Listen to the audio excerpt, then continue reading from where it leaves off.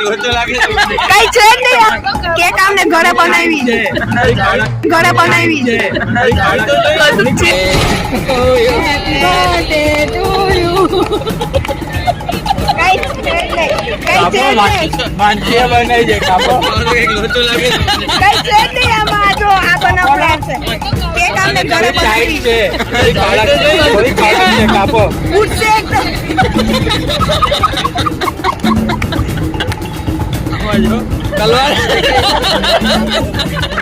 original cake